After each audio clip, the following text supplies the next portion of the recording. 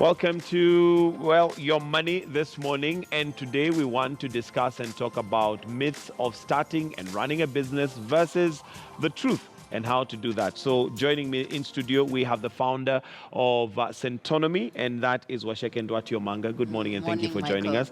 We also have Caleb Karoga who's joining us, and Caleb is a businessman who's basically ventured into it and, we also have a business lady who basically runs stores and markets, and we'd like to hear from her before we come and discuss, because that'll also give us an idea of what's happening out there. So let's first of all just listen into what we had recorded earlier of a business lady who runs a store. Kwa majina naitwa Toby Maloba. Nimekuwa nauza mtumba for the last 15 years. Nilianza mtumba 203. Biashara lazima uingie kwa chama, usave pesa, pia uingie kwa banks uone kama unaweza pata loan. Hii biashara huwezi fanya bila chama. At least ukipata chama, ndio unatafuta ingine na ingine inakusaidia, unaongezea kwa mzigo. Ndio unaweza kwenda kuleta beli.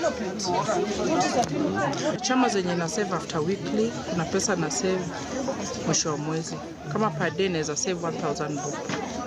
Na kwa mwezi na save kama 15,000, 15,000 per month. Hiyo pesa nikipata tena naenda naweka Equity ama Post Bank ama KCB, alafu ndio wananipatia loans, ndio naendelea. Juu siwezi fanya biashara bila savings. Naona ni kama nitakuwa nimeanza kuleta containers. Tunataka nianze kuleta, nimejipatia tu hii mwaka peke yake. Lakini hiyo mwaka mwingine nataka nianze kuletea watu containers. Nikuwe nauza bills na wholesale. Natoa huko nje nikileta huko. Kitu inatusumbua ni mambo ya drainage. Napata drainage huku kukinyesha, customers wanashindwa kuingia. Wanatafuta mahali pa kupita.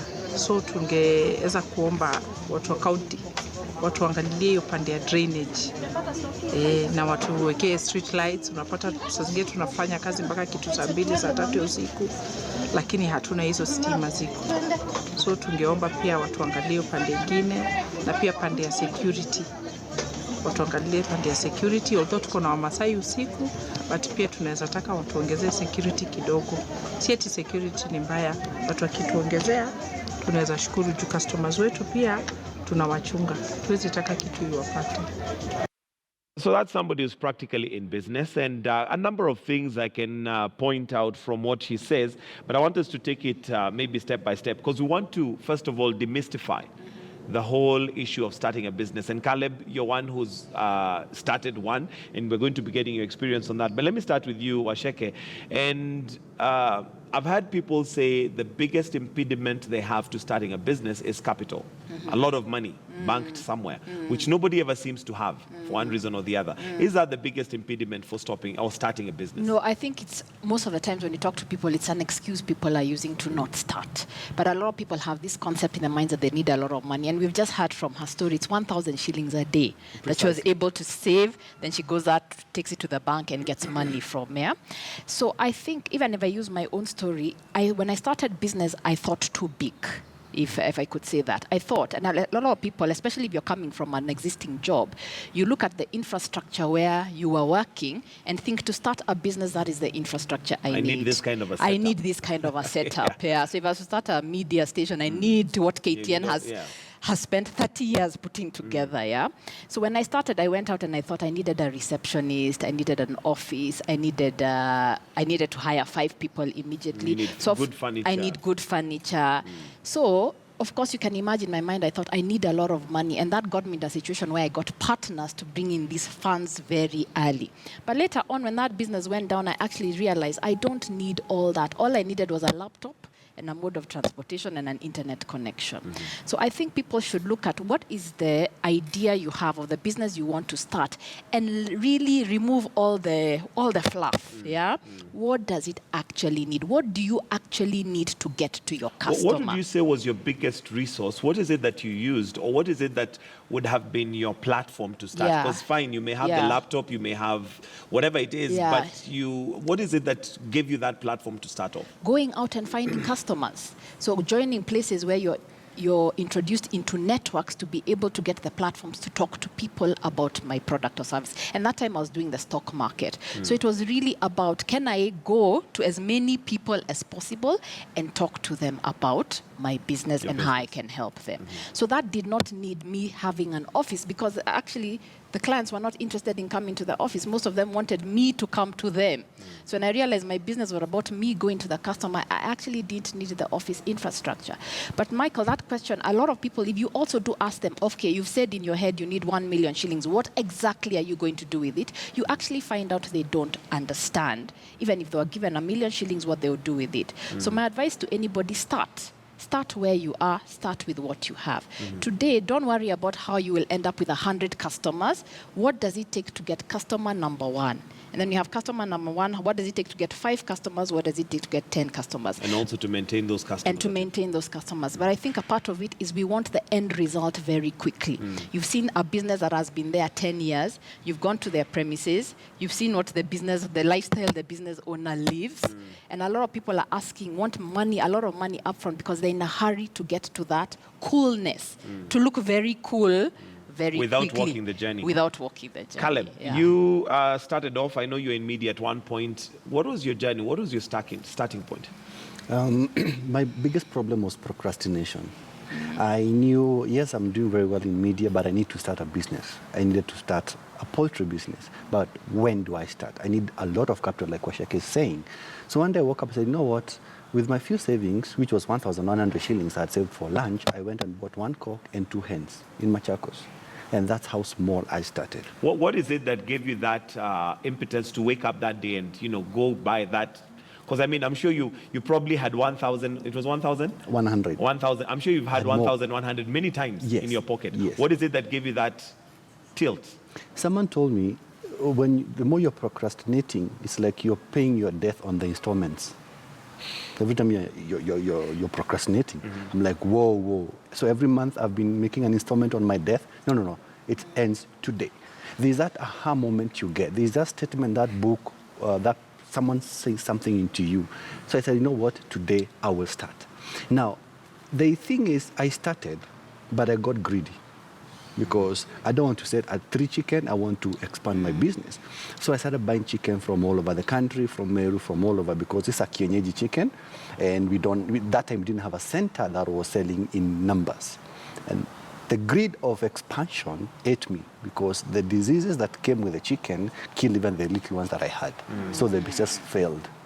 Pick yourself up, went again to Naivasha. Now, that time, Carol now was selling day-old chicks, and I brought them. And that's how I started building up. And of course, I've gone through my share of losses. It's not as rosy as people may think. As people make it feel. And I'll come to the point where now we can talk about those failures and possibly drawbacks. But Washeke, you've mentioned that people want to start, and you see the glitz and the glamour of nice businesses that maybe we want to run and want to get there. But it's not that easy to get there, because you have to go through certain steps. What are some of the things I need to arm myself with before I start a business? Okay, and I'll talk about the one thing a lot of people are very scared about or are in denial about, and that's money. The way you look at money and the way you use money will change when you enter business, because instantly you may not have, especially if you're coming from an environment where you're working, you may not have the 24th and you're being paid your salary.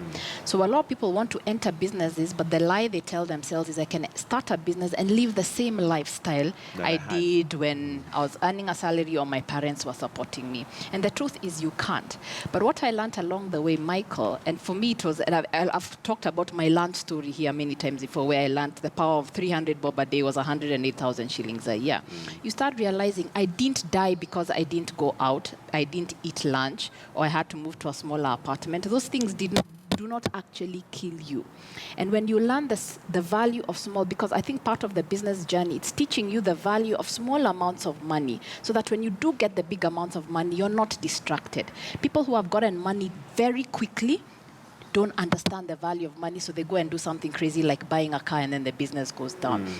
But when you've appreciated the 300 bob, understanding, okay, 300 bob can do something.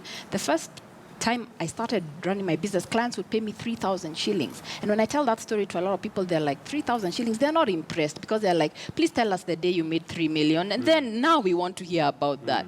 But I'm like, the 3,000 shillings, that client paying me 3,000 shillings gave me validation that when I was advising them, they found value in my service. So it was up to me to realize, how do I keep increasing my value? So people should not look at money. It should be about what value are you creating for your customer. And as you increase that value and focus on the value, the money will come. The money does not come without the value, at least not sustainably. So that's one you should be prepared for, the balance between value and money. Another thing is understand that you are building a brand. Yeah, it is not about, you leave a company, especially if you're working for a big company, when you're working for that, you're in that position, you had networks, you had people who would call you because you are... you had a position. You had a position and title in that company. And probably they needed some services that you could offer. And I worked for a multinational. When I left, I assumed, first of all, the customers I was servicing at that company will obviously run to me. And the networks I had would be my networks. And it gave me confidence to actually step out. But when I step out, shock on me, they're like, oh, thank you, success, good luck. It is the brand you're working for. Right. So I had to build my own brand. But over time, I'm so happy I did that, because now when people are saying, I want to come to Centonomy, or I've heard this about Centonomy, it is a brand you have built. And going forward, people, I think in business you learn, the brand is the salesman that is selling when you're asleep. Yeah? So it's important to do those things of building the brand, connecting with your customer, providing the product of value, giving value to your customer, asking for their feedback, because it has grown my character. Yeah, well, I think entrepreneurship grows your character because you end up stretching yourself beyond what you could have thought about. You may have defined yourself in a certain way and said, I am the accountant or I am the lawyer. But when you step out into business, you're like, yes, I know accounting, lawyer, but I'm also realizing I'm good with people, I'm good with communication, I can do this. And there are challenges. There are days, Michael, honestly, you don't want to get out of bed. But I've learned showing up power, leave alone staying power. Showing up power is there. just all right, as Caleb, important. let's come to you. And you mentioned that you had pitfalls, you had challenges, and greed is what you said basically almost swallowed you up. Tell me a little bit about that. How did that happen? Wow. I think I was benchmarking with multinationals like Kenchik. And this is the danger. When people begin their businesses, you went to X farm or X The example company. you have was Kenchik, so I mean, that's where you want to be. That's where I wanted to be. So I wanted to fly before I could even learn how to crawl. I didn't want to make mistakes, because the guy told me, I work at Kenchik and we sell about 1.5 million chicks a week. I'm like, hold up. So how much money is that? And I wanted to be that guy. I didn't understand that I have to go through my learning curve, that I'm going to make mistakes, and mistakes are part and parcel of the business. So one of the seasons I was doing, business started doing well during the quail craze, all right? And we were swimming in bucket loads of money. I will not lie to you. That season, about, 3-4 months, there was a lot of money. So I got greedy in the sense, I'm not going to go clubbing because I don't do that. I will invest. So I think in these are smart investments, because a guy will come and tell you, have you thought of doing dairy farming? I'm like, I'm not passionate about dairy, but, well, now that I have a few coins in the bank, I could as well. So I got into it because of peer pressure. People are telling you, you're a man. What kind of man rears birds only? Mwanaume ni ng'ombe. So even when I didn't have passion, since there was money, I ran into it and I got into dairy farming. To date, I'm not doing dairy farming because the cow died. All right, and it was a total disaster. I went into strawberry farming because there was money, and I have seen stories on media that people are doing very well in strawberry farming. They are making X amount of money. The allure of the media, the stories that were coming out were success stories. So I want to be that person. I was the classic Kenyan Me Too attitude. You're going to China to import things, me Let too. me also do that. All right? That lady is talking about 1,000 shillings a day, and she's going to expand. Me too, I want to do that. But you've not sat her down and understood that there's a character that she has, even a saving culture that she has, that you do not have. Do you have the staying power? Have you understood your market? So I was doing things that growing things or rearing things that we didn't have a consuming culture. I reared rabbits. thinking, because I saw on TV someone is making good money out of rabbit and rabbit urine, I'll be the next rabbit urine millionaire. One, to me, I didn't know that. Even the construction itself was wrong. The way I constructed my rabbit hatch, they died of pneumonia, about 200 rabbits.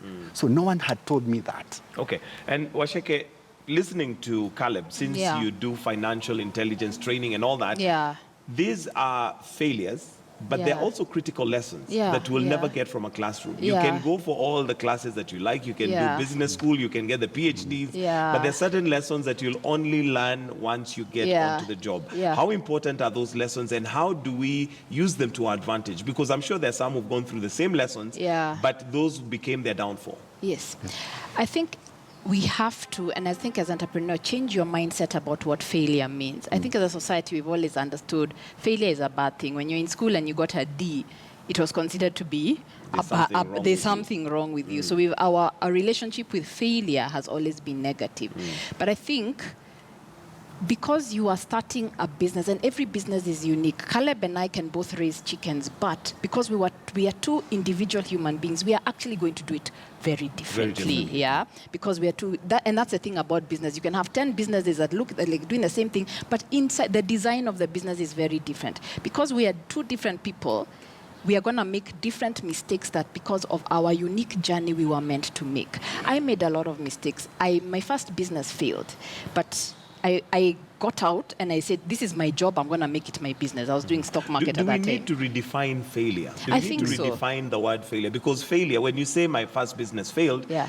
in our minds, Yeah. the mindset is that it did not do well, there's something you did wrong, Yes. maybe you mismanaged things, but it could have been that it was just not your area. You're right. Let me actually change the word. My first business was the platform that enabled me to transition into what Centonomy does.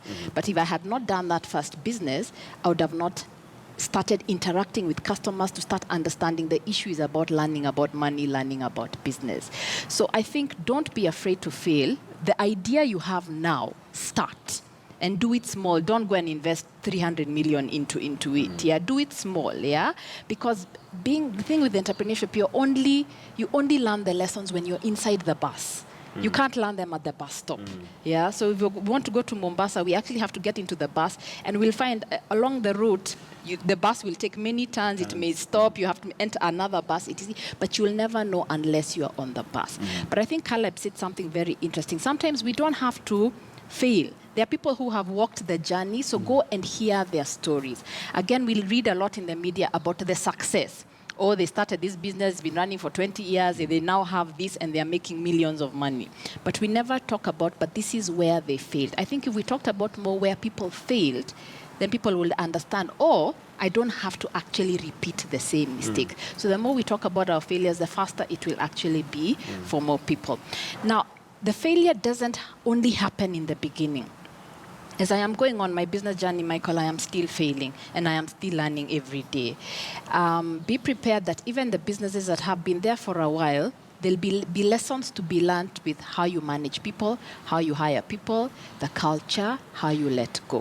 One of the things I have learned in growing a sustainable business is, and a lot of entrepreneurs don't like to do this, is that you have to keep letting go.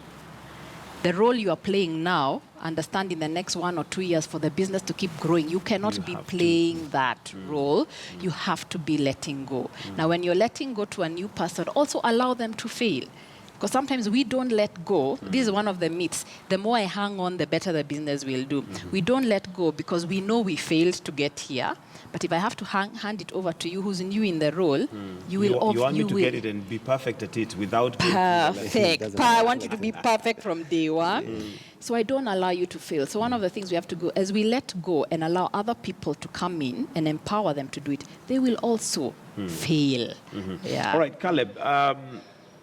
Your business obviously went through certain challenges, but got to a point where now it began to grow.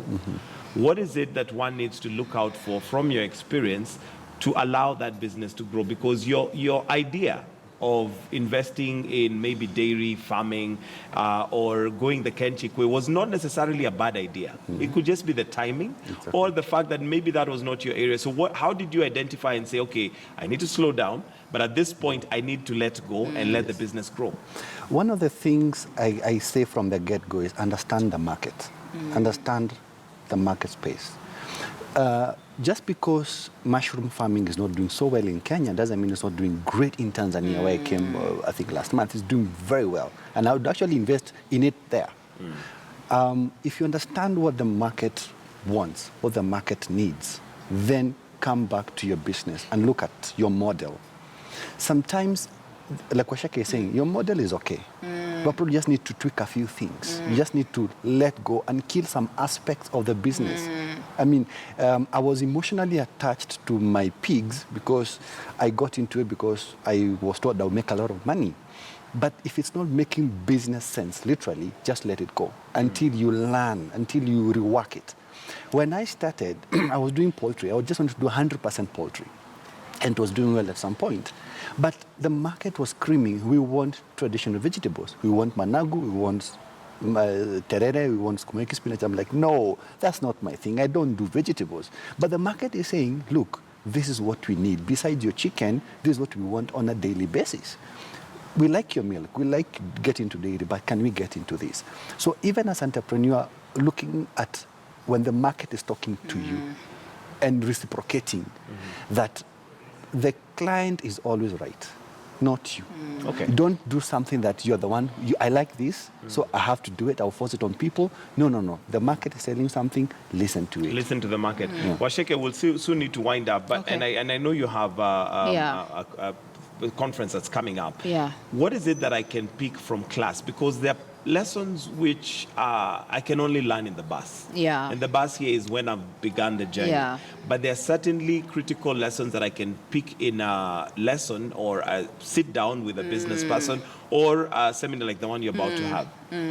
I think any business is about, you're going to have to understand you're combining, I call them, you're combining three aspects, yeah? You're combining your passion or pleasure, something that you actually enjoy doing. Then you're combining service, which is, so I'm combining what I'm passionate about to solving a problem for society.